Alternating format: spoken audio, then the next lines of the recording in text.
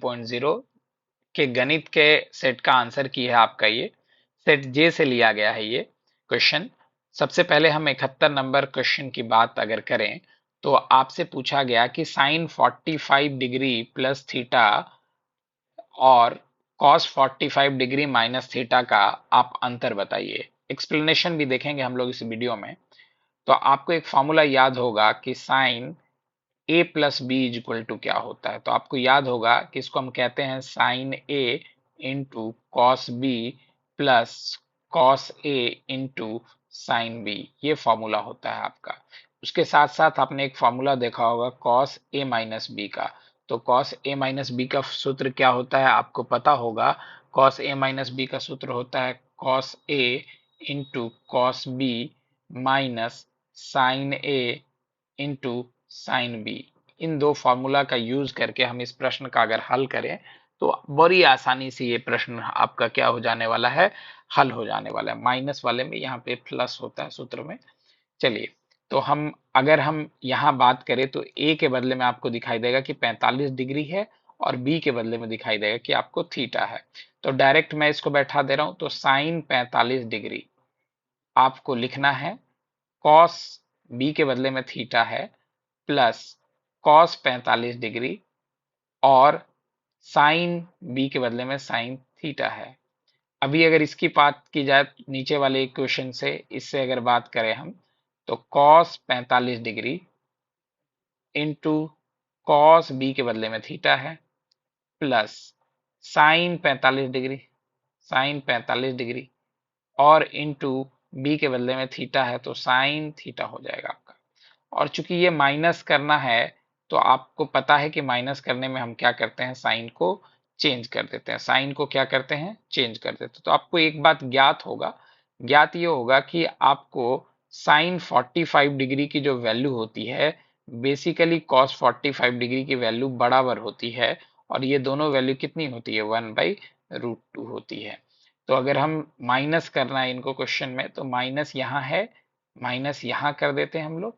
यानी जो वैल्यू ऊपर वाले टर्म की होगी वही वैल्यू नीचे वाले टर्म की हो जाएगी। अगर इसको हम चाहें तो लेस करने पर ये वाला टर्म क्या होगा, 0 आ जाएगा आपका। सेम उसी तरह से ऊपर वाला टर्म और नीचे वाला टर्म सिमिलर वैल्यू का हो जाएगा और लेस करने पर क्या आने वाला है, 0 आने वाला है। तो 0 प्लस 0 या 0 माइनस 0 करे तो रिजल्ट क्या आने वाला है, 0। बढ़ते अगले प्रश्न की ओर। अगला प्रश्न बड़ा ही सिंपल है। कहता है कि यदि एक रेखाखंड को 3:7 में विभाजित करना है तो उसके विभाजन बिंदु बनाते समय इसमें कितने भाग होंगे। तो ऐसे प्रश्न में आपको, आपने संरचना पढ़ा होगा कंस्ट्रक्शन। तो कंस्ट्रक्शन जब आपने किया होगा तो ये दोनों अनुपात में जो संबंध होता है उनको हम जोड़ देते हैं। तो 7 + 3 क्या हो जाएगा, 10। तो पहले का ऑप्शन क्या हो जाता है आपका, 10। अगला प्रश्न है आपका कि एक द्विघात समीकरण है x² + 3x + k जिसका एक शून्यक 2 दिया हुआ है। तो k का आपसे मान पूछा जा रहा है। तो आपको पता है कि शून्यक के स्थान पे अगर हम 2 को बैठा दे, अगर शून्यक के लिए 2 आपका दिया हुआ है तो x के स्थान पे हम 2 को बैठाने जा रहे हैं। तो 2 का वर्ग प्लस 3 गुना 2 और प्लस k। और चूंकि शून्यक है तो मान कितना देगा, 0 देगा। तो 2 का वर्ग हो गया 4 और 3 को 2 से गुना करेंगे तो 6 और प्लस के बराबर क्या हो गया, 0।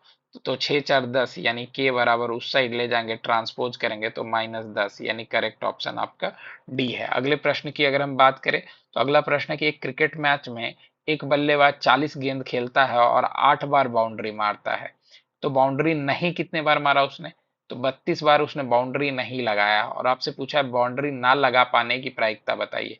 तो 32 बार उसने बाउंड्री नहीं लगाया है, टोटल 40 गेंदे खेला है। अब 8 के पहारा में आएगा, 8 चौक को 32 और 8 पचे 40 यानी 4/5। किसी ऑप्शन में है क्या आपके पास, ऑप्शन सी में है। तो इसलिए करेक्ट ऑप्शन आपका कौन हो रहा है, ऑप्शन सी। ऑप्शन सी आपका क्या होने वाला है, करेक्ट ऑप्शन होने वाला है। अब बढ़ते अगले प्रश्न की और। अगला प्रश्न है हमारा 75 नंबर। 75 नंबर में क्या कह रहा है कि यदि x का मान 1 2 3 है, x जो है वो क्या है, 1 है, 2 है और 3 है। y जो है वो क्या है, 1 है, 4 है और 9 है। तो बोल रहा है कि एक्स वाई का प्रोडक्ट जो हो उसकी प्रोबेबिलिटी 9 से निकालनी है आपको, एक्स वाई की प्रोबेबिलिटी निकालनी है जिसमें एक्स वाई की वैल्यू 9 से कम होगा। तो आप देखेंगे कि एक को अगर एक से गुना करें तो रिजल्ट क्या आने वाला है, एक आने वाला है। एक को अगर हम 4 से गुना करें तो रिजल्ट क्या आने वाला है, 4 आने वाला है। लेकिन अगर हम एक को 9 से गुना करें तो नहीं ले सकते एक वाले को। अगर दो की बात करें तो दो की अगर हम गुना कर ले, अगर दो की बात करें और दो की गुना अगर हम एक से कर ले, दो की गुना अगर हम एक से कर ले तो दो आने वाला है। लेकिन दो की गुना अगर हम 4 से कर ले तो ये 8 आने वाला है। लेकिन दो की गुना 9 से हम नहीं ले सकते। अब अगर हम तीन की बात करें तो तीन की अगर हम बात कर ले तो तीन की गुना अगर एक से कर ले तो तीन की गुना एक से करने पर तीन आने वाला है। लेकिन तीन की गुना 4 से करेंगे तो अब नहीं आएगा। यानी कुल 5 ऐसे आइटम आ गए जो 9 से कम आ रहे हैं आपके। तो 5 आइटम आ गए और टोटल कितने आइटम बन सकते हैं इस तरह से, तो 12 बन सकते हैं। तो 5/12, 5/12 आपको किसी ऑप्शन में है क्या? सॉरी, तीन तीन नौ, 12 नहीं बनेगा, ये 12 नहीं बनेगा, ये आपका 9 नीचे में बनेगा, 9 बनेगा यहाँ। 12 नहीं बल्कि 9 होगा। हर में जो आपका होगा वो 9 हो जाएगा। तो 9 अगर हम डाल दें यहाँ तो 5/9 किसी ऑप्शन में है क्या? तो 5/9 किसी ऑप्शन में आपको नहीं दिख रहा है, इसलिए करेक्ट ऑप्शन कौन है? ई। बढ़ते अगले प्रश्न पर। अगला प्रश्न है आपका कि 50 अवलोकनों का एक डेटा है जिसमें आपको 15.5 और 20 पर दो त्वरण यानी लेस देन होगी और मोर देन होगी प्रतिच्छेदित कर रहा है। तो ऐसे प्रश्न में जो प्रतिच्छेद बिंदु होता है उसका एक्स निर्देशांक यानी एक्स कोऑर्डिनेट प्रश्न का माध्यक होता है। तो करेक्ट ऑप्शन आपका क्या होता है? ए। बढ़ते अगले प्रश्न की ओर। अगला प्रश्न 77 नंबर है कि 25 मीटर ऊंची चट्टान के शीर्ष से एक टावर के उन्नयन कोण, मान लीजिए मैं ये क्या बनाने वाला हूं, एक क्या बनाया, चट्टान बनाया और यहाँ इसके सामने एक टावर है। टावर बना ले जरा हम लोग। एक टावर है, कहता है कि इस टावर का जो जड़ है उसके लिए जो अवनमन कोण है उसके लिए बनाए गए उन्नयन कोण के बराबर है ना। अगर हम इसकी बात करें तो उन्नयन कोण अगर ये थीटा है तो अवनमन कोण भी कितना होगा, थीटा होगा। और आपसे कह रहा है कि जो चट्टान है उसकी ऊंचाई कितनी है, 25 मीटर। तो आप चित्र से देख पा रहे होंगे कि जितना ये वाली ऊंचाई होगी उतनी ही आपकी ये वाली ऊंचाई होगी, यानी ये भी कितनी हो गई, 25 मीटर। और 25 मीटर है तो आपको पता है कि अगर थीटा के सामने की एक भुजा आपको यहाँ 25 दिखाई दे रही है और ये दोनों समरूप त्रिभुज या समबाहु, सॉरी, ये दोनों कॉन्ग्रुएंट ट्रायंगल बन रहे हैं तो इसका मतलब ये भी कितना आ जाएगा, 25 आ जाएगा मान।